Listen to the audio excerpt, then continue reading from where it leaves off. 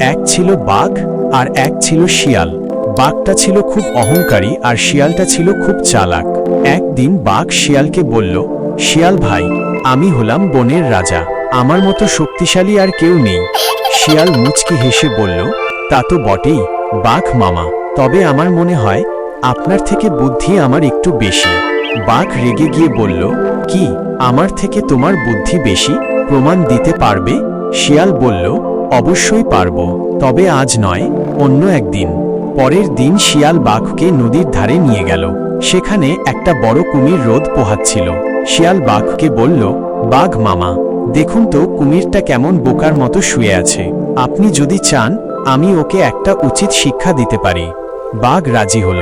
শিয়াল তখন কুমিরের কাছে গিয়ে বলল, কুমির ভাই, তুমি কি জানো বাঘ মামা ভাবছেন কুমিরের চামড়া দিয়ে তার জন্য একটা নতুন কোট বানাবেন? কুমির শুনে ভয় পেয়ে গেল। সে তাড়াতাড়ি নদী থেকে নেমে পালিয়ে গেল। বাঘ তো অবাক। সে শিয়ালকে বলল, শিয়াল ভাই, তুমি সত্যিই খুব চালাক, আজ থেকে তুমি আমার বন্ধু হলে।